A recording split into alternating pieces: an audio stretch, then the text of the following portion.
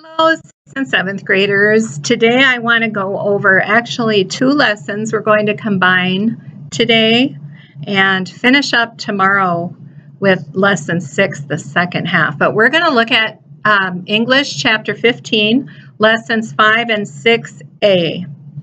So we will get as far as practice 67 today, and then we'll save the sentence building part for tomorrow.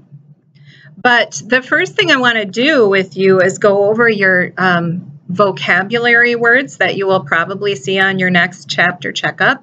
And just like last time, when I asked you to text me a picture of your chapter checkup, later this week when you do that, I would like you to text a picture for me. That way I can see how well you're doing. Since we're not taking tests, I just want to make sure that you are staying up to date and not getting confused or behind. So let's start on page 612. Your first vocabulary word is diplomatic. Diplomatic. If you have your book open, you can see it there. The definition is able to influence others tactfully. A synonym would be tactful or sensitive. So if you are diplomatic with someone, you are trying really hard not to insult them, but maybe you still want to be speaking the truth. That's what diplomatic means. An antonym then would be blunt or insensitive. So if you speak without thinking, then you are not diplomatic. You're exactly the opposite of that. You are blunt or insensitive. All right, now here are some really fun words that we're going to use in an analogy. Flamboyant is to deadpan, as enigmatic is to familiar. Now you can see there that this is an antonym analogy, meaning both of those sets of words are antonyms. Flamboyant is to deadpan. All right, so I want you to think of facial expressions there. To be flamboyant is to be energetic, happy, excited, outgoing. Deadpan is when somebody talks to you and you just answer them like this.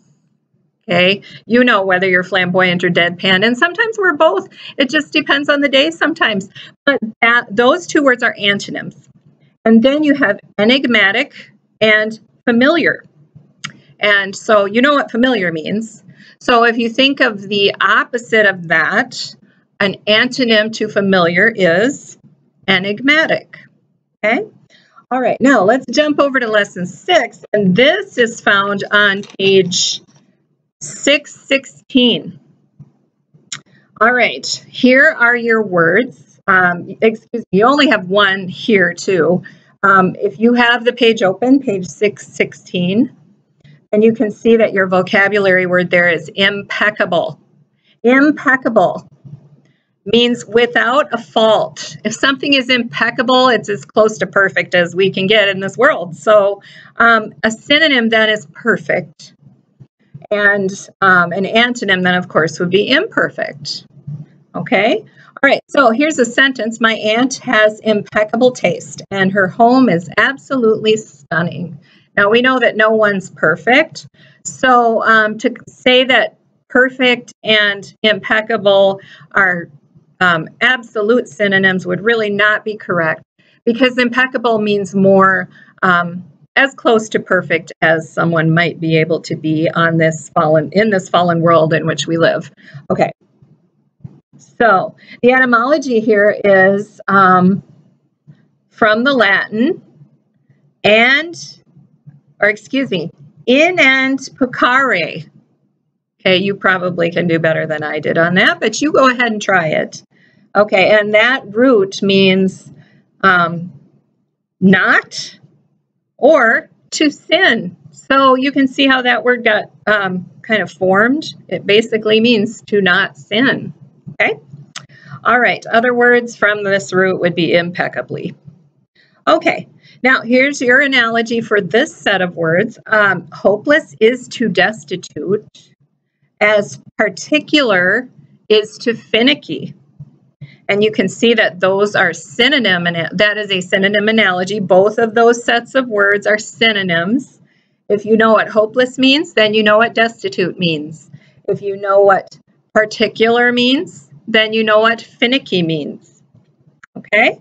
So those are a synonym analogy. Now, what I want to do next is show you the answers to classroom practice 65. Now, you can have your red pen out or whatever color you're using and go ahead and check this. Now, I would recommend that you make this video full screen because otherwise it might be really hard to see the answers. But I know when I have put it on my computer in full screen mode, then I'm able to see how well I did. So go ahead and make that full screen.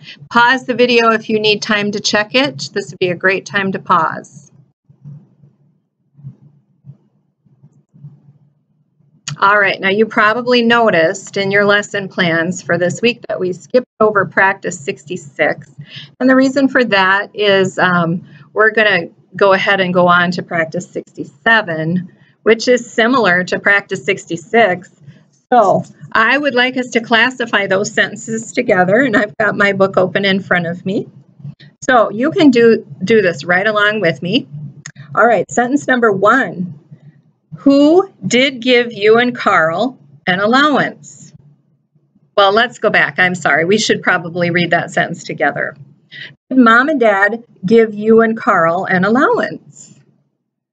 That's the sentence. So let's go ahead and classify it. Who did give you and Carl an allowance? Mom and Dad, compound subject noun, compound subject noun. What is being said about Mom and Dad? Mom and Dad did give, verb. Did, helping verb. Did give, verb phrase. Mom and Dad did give what? Allowance, verify the noun. Does allowance mean the same thing as mom and dad? No, allowance, direct object. Give, verb transitive. Mom and Dad did give allowance to whom? You and Carl, compound indirect object, compound indirect object. An, article adjective. And, conjunction. And, conjunction. Subject noun, verb transitive, indirect object, direct object, pattern 3. Skill check, verb transitive, check again. No prepositional phrases. Question mark, question, interrogative sentence. Go back to the verb, divide the complete subject from the complete predicate. Is this sentence in a natural or inverted order? Inverted, underline the subject parts once and the predicate parts twice. All right, now that's sentence number 1. And in case you didn't catch it, I just did sentence number 1 on practice 67, which is today's assignment. All right, now let's do sentence number 2 together. Okay, here is the sentence. After the hot summer, our garden is a mess of weeds and dried vines.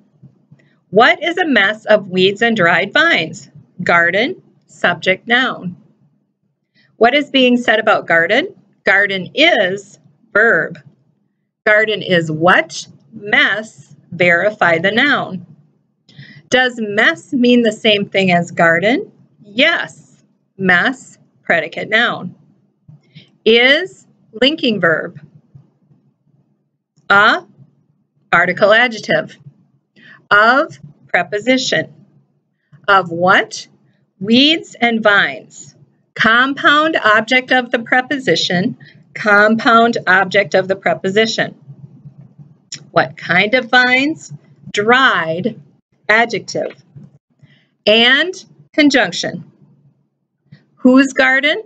Our, possessive pronoun adjective. After, preposition. After what? Summer, object of the preposition. What kind of summer? Hot, adjective. The, article, adjective. Subject, noun, linking verb, predicate, noun, pattern 4. Skill check. Linking verb, check again. After the hot summer, prepositional phrase. Of weeds and dried vines, prepositional phrase. Period, statement, declarative sentence.